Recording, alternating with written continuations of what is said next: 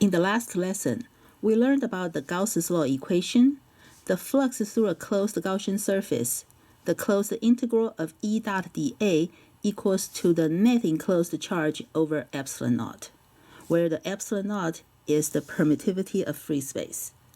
Now let's find the flux through each of these two rectangular boxes.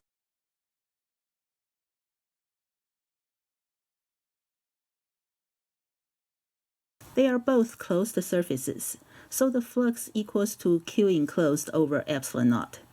This box has zero net enclosed charge, so the flux is zero. We can also say the field line entering the box also comes out of it, so the net flux is zero. For this box, the net enclosed charge is negative Q, so the flux equals to negative Q over epsilon naught.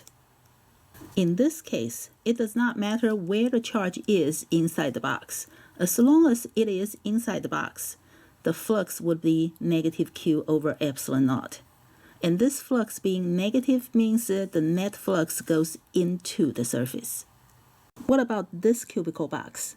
There is a point charge positive Q at the center of the box. Find the flux through the entire cubical box and the flux through the top face of the box.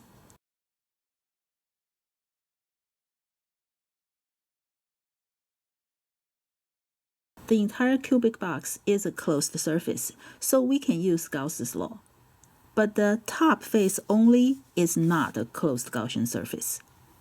For the entire box, flux equals to Q enclosed over epsilon naught, which equals to positive Q over epsilon naught. The flux being positive means the net flux goes out of the box.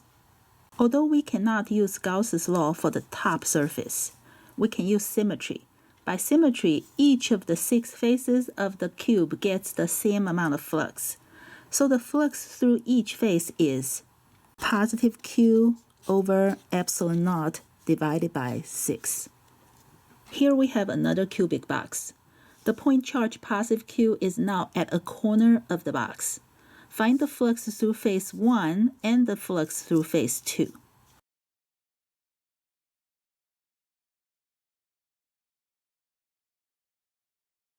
The flux through face 1 is 0 because the field lines coming out of the positive charge would go parallel to face 1. None of the lines would go through the face. For phase 2, we need to use symmetry. This means we will need the point charge to be at the center. So we need to make a new cube that is twice as wide, twice as deep, and twice as tall. Now with the point charge at the center of the big cube, we can say the flux through each big face is positive Q over epsilon naught divided by 6. And the flux through face 2 is 1/4 of the flux through a big face. So the answer is 1/24 times positive Q over epsilon naught.